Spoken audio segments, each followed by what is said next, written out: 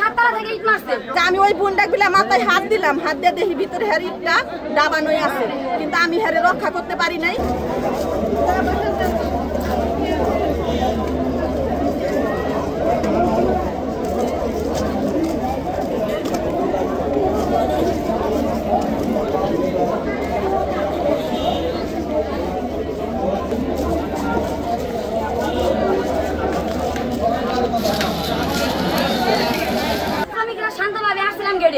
সেনাবাহিনীদের সাথে আমাদের কথা হয়েছে, সুস্থভাবে আন্দোলনের ভিতরে রেডিয়েন্সের মালিক হেফাজত শ্রমিকদের ছুটি দেওয়ার পর ভাড়াটিয়ার লোকজন আইনা আমাদের উপর হামলা করছে।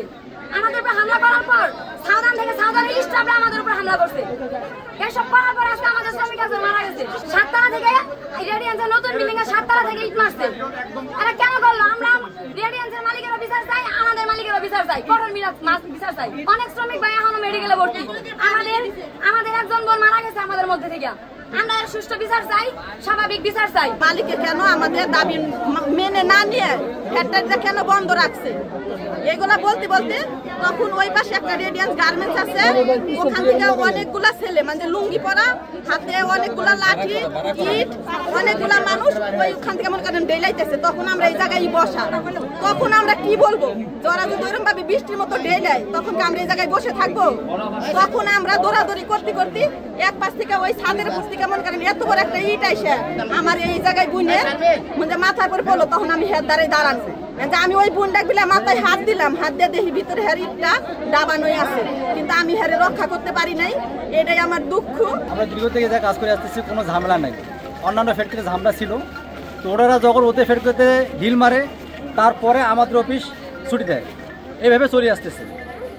এখন সব ফ্যাক্টরিতে নিয়মকরণ যা ছিল, আগে যা ছিল, পরবর্তীকালে যারা দাবি করছিল যে দাবির সবকটি মোটামুটি মানা শেষ, অথচ আমাদের ফ্যাক্টরিতে মানা হয় নাই। মাস্কো ফ্যাক্টরিতে দাবি যে ছিল দাবিগুলো মানা হয় নাই, এমনকি কোনো কথাও বলা হয়নি।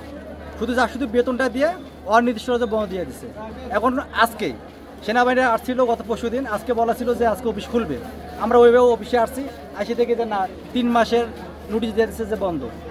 কারণ আমরা বলছি কী কারণে বন্ধ? আমরা যখন এই জায়গায় অবস্থান করি ঠিক ওই মুহূর্তে রেডিয়েন্সের কিছু লোক আমাদের ওপর ইট পাটকেল নিক্ষেপ করে।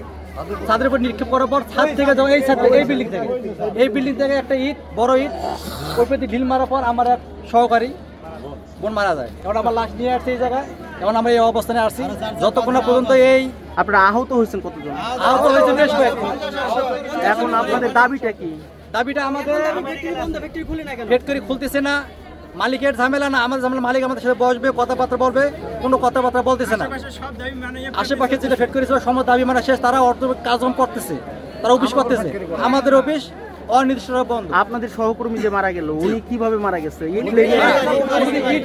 উনি এই জায়গা ছিল, রিসেন্টলি বসাচ্ছে, দাঁড়ানো ছিল, ওপর থেকে রেডিয়েন্সের লোকরা ওপর থেকে ঢিল মারছে। ঢিল মারার পর ওই ইট লাগে ওর মাথা লাগার পরে উনি মারা যায়। সাউদান প্রথম রেডিয়েন্স ঢিল পাটে মারছে, তারপরে সাউদান এরা হেলমেট পরে আইছে আমাকে মারার জন্য। আমাদের গত রবিবারে বলছিল সেনাবাহিনী আসছিল যে তোমরা বসো, আমরা সমাধান দিচ্ছি। পরে মালিকের সাথে কথা বলার পরে যে বললো সোমবারে সরকারি ছুটি আছে, মঙ্গলবারে তোমাদের ফ্যাক্টরি খোলা হবে। মঙ্গলবারে সকালবেলা সব শ্রমিক ফ্যাক্টরি সামনে আসছে, কিছুক্ষণ পরে সেনাবাহিনী আসছে। আসার পরে কথা বললাম আমরা, তারা বললো যে তোমরা বসো, তার সমাধান আমরা দিচ্ছি। আমরা সমাধান করার পরে এখান থেকে যাবো, এর আগে আমরা যাবো না। তারপরে কিছুক্ষণ পরে দেখতেছি রেডিয়েন্সের ছাদের থেকে ঢিল পিকা বলা হয়েছে। তারপরে সেনাবাহিনী গেট খোলার পর সেনাবাহিনী সবটি ভিতরে ঢুকে গেট লাগা দিচ্ছে। এখানে শ্রমিকের কোনো নিরাপত্তা নাই এবং একজন শ্রমিক মারা গেছে এবং 4 থেকে 5 জন শ্রমিক আমাদের এখন আহত আছে মেডিকেলে। এখন আমরা সেই শ্রমিকের বিচার চাই এবং আজকের দিনের মধ্যে আমরা সমাধান চাই।